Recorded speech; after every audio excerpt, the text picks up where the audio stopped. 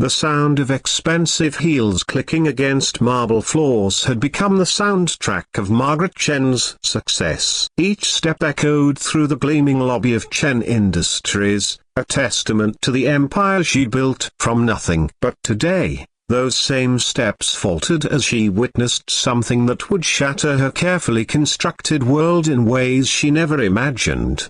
8-year-old Marcus Williams pressed himself against the cold wall outside the executive elevator, clutching a crumpled piece of paper to his chest like armor. His second-hand sneakers, held together with duct tape, squeaked against the polished floor as he tried to make himself invisible.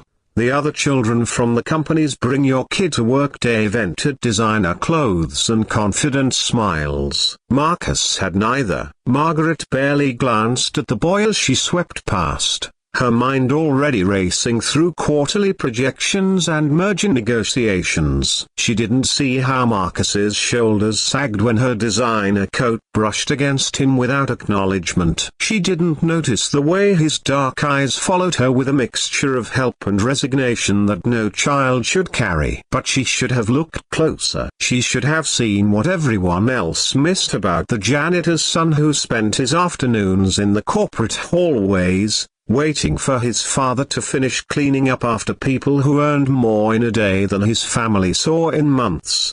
David Williams had worked the night shift at Chen Industries for 3 years, arriving after the executives went home to their suburban mansions and working until dawn to ensure their world remained spotless. He was invisible by design, the ghost who emptied trash cans and mopped floors while the corporate machine slept. His son Marcus often accompanied him during school holidays, doing homework in empty conference rooms and sleeping on lobby couches. Margaret knew David existed. Of course, she signed off on payroll reports that included his modest salary. But she'd never actually seen him, never connected the name on paper to the quiet man who made her success possible, one cleaned surface at a time.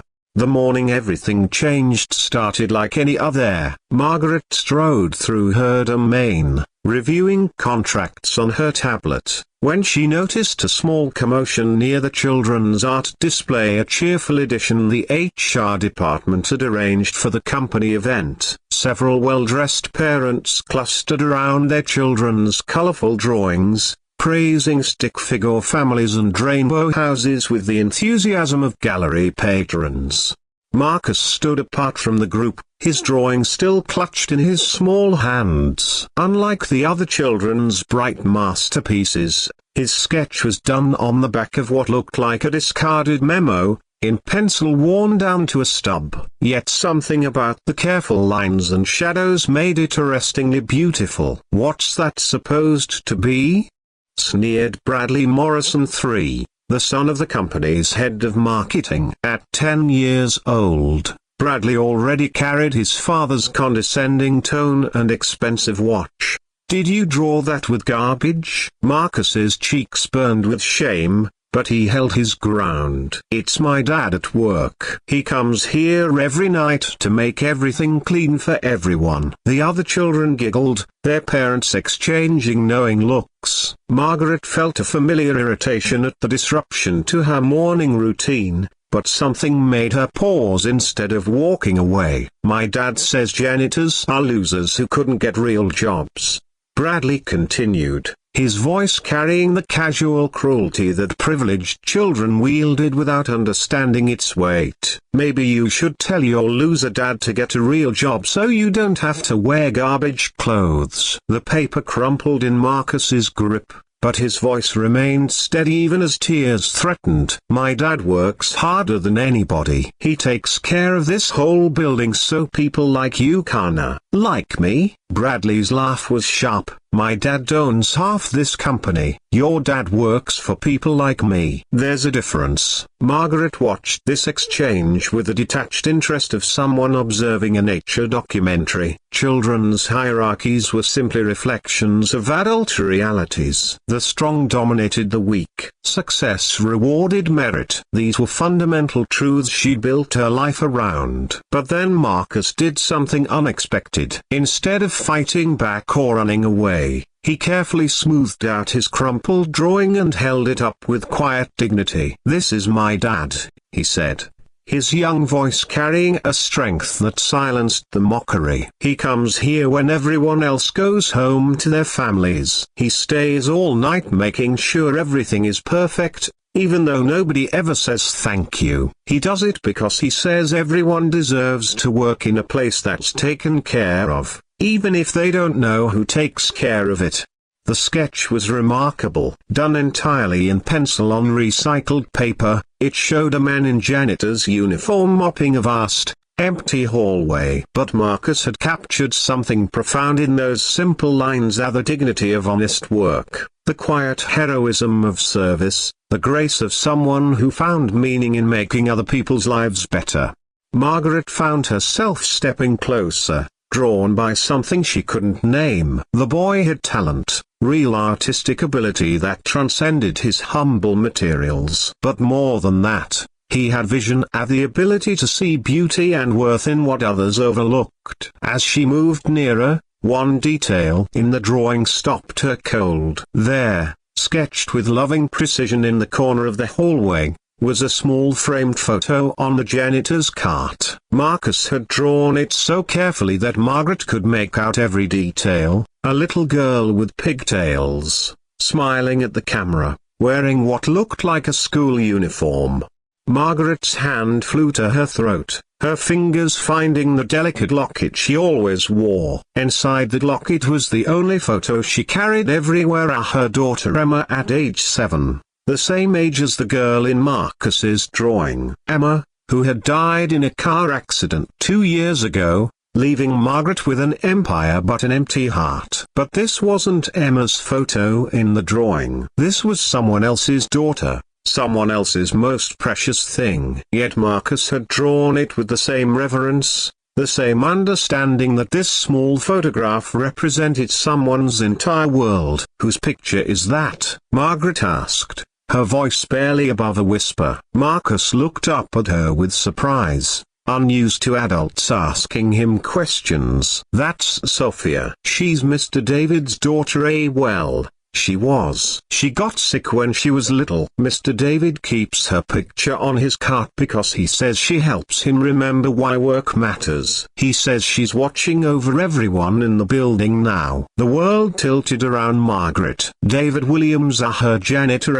had lost a child too. While she'd been consumed by her grief, building walls around her heart and focusing solely on business success, there had been someone else in her building carrying the same unbearable weight. Someone who channeled his loss into caring for others, who found meaning in service, who kept his daughter's memory alive through daily acts of love. "You know Mr. David?" she asked, though the question felt inadequate. Marcus nodded eagerly. "He's my dad. He taught me to draw. He says art helps people see things they might miss otherwise. He says everyone has something beautiful inside them, even if it's hard to find." The irony crashed over Margaret like a wave. She had missed everything: the grieving father who cleaned her offices, the talented son who saw beauty where others saw only service, the profound dignity of people she'd rendered invisible through her own blindness. Bradley Morrison III chose that moment to make one final cruel comment. "Well, maybe when your dad's done mopping floors, he can teach you to draw on real paper instead of trasher." "That's enough." Margaret's voice cut through the air like ice, silencing not just Bradley but every adult in the vicinity. The CEO of Chen Industries rarely spoke to the children directly, and never with such intensity. She knelt down to Marcus's level, ignoring her expensive suit, ignoring the stares of employees and parents alike. Up close, she could see the careful patches in his clothes, the worn edges that spoke of a child making do with little. But she could also see something else, a light in his eyes that reminded her achingly of Emma, a resilience that humbled her completely. "Marcus," she said gently, "would you tell me more about your drawing, about your father's work?" For the next 20 minutes, Margaret listened as Marcus described his father's nightly routine with the devotion of someone sharing sacred stories. David didn't just clean, he noticed when someone's office plant needed water and tended to it. He left encouraging notes for stressed employees who worked late. He once spent his own money to replace a broken mug that had sentimental value to a secretary, tracking down an identical one at 3 different stores. Dad says taking care of people is the most important job anyone can have, Marcus concluded. He says it doesn't matter if they notice or say thank you, because Sophia is watching, and she knows. Margaret's vision blurred with tears she hadn't shed since Emma's funeral. Here was a man who understood what she'd forgotten, that success meant nothing without connection, that true worth came from lifting others up, that love lived on through daily choices to care for the world our children would inherit. That evening, Margaret waited in the lobby long past her usual departure time. She wanted to meet David Williams properly, to see the man behind the invisible service, to understand how he transformed grief into grace while she'd let hers turn her heart to stone.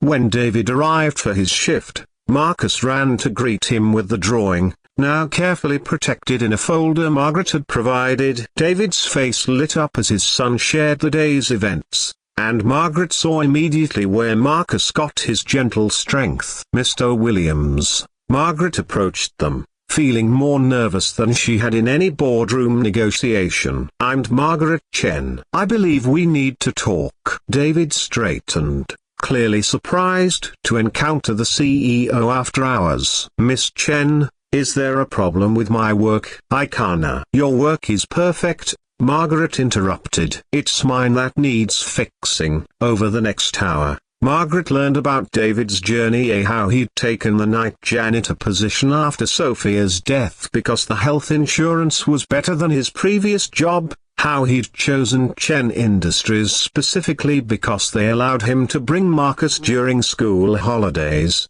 how he'd found purpose in creating a beautiful environment for people even when they didn't know his name.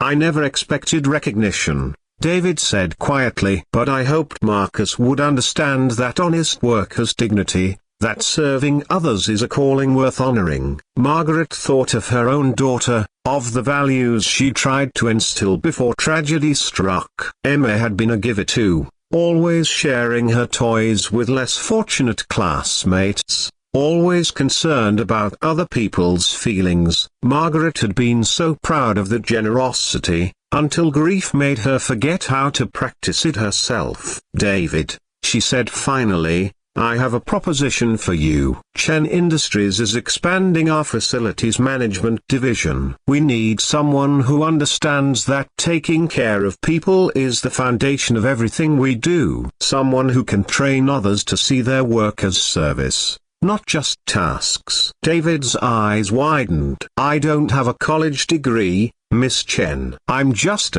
You're exactly what we need." "What I need." Margaret's voice was firm. "And Marcus, I'd like to sponsor his art education. That talent shouldn't be limited by circumstances." But the greatest change came in Margaret herself. She began arriving earlier, learning the names of employees she'd overlooked for years. She instituted a program recognizing all workers, not just executives. She had Sophia's photo, enlarged and beautifully framed, placed in the lobby with a plaque honoring all the loved ones who inspired the Chen Industries family.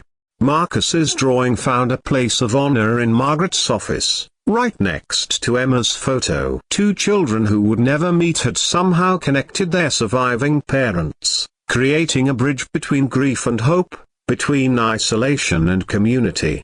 Months later, when Marcus won his first art competition, Margaret sat in the audience next to David, cheering as loudly as any parent. The drawing that earned him first place was a portrait of the Chen Industries lobby, but in Marcus's vision, it wasn't just a corporate space. It was a place where people from all walks of life worked together, where janitors and CEOs shared the same fundamental dignity, where a little girl's memory lived on in every act of kindness.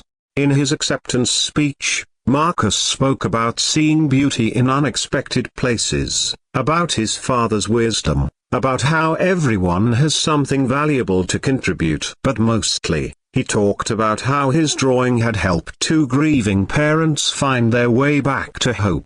Margaret understood then that success wasn't measured in quarterly profits or market dominance. It was measured in Marcus's confidence when he stood before that audience, in David's pride as he watched his son, in the transformation of a workplace culture from competitive to caring.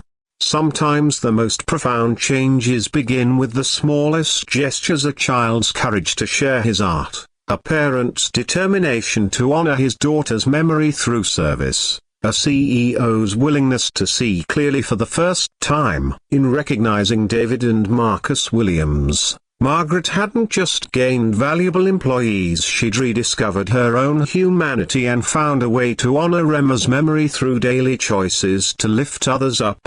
The sketch that had stopped her cold became a reminder that everyone carries invisible stories of love and loss, dreams and dignity. The janitor she'd ignored for years became one of her most trusted advisors. The boy she'd nearly dismissed became a symbol of how talent and character transcend circumstances. And in a quiet corner of her office, two photographs sat side by side: Emma and Sophia, two little girls whose legacies lived on in the adults who chose to love more broadly because they had loved so deeply. Their parents had found each other across the artificial divides of corporate hierarchy, proving that grief shared becomes more bearable, and love practiced becomes more powerful. The marble floors of Chen Industries still echoed with the sound of expensive heels, but now they were joined by the softer sounds of a more inclusive success, the laughter of employees who felt valued, the whispered thanks to those who served behind the scenes, and the quiet footsteps of a janitor who had taught a CEO that the most important work of all is simply taking care of each other.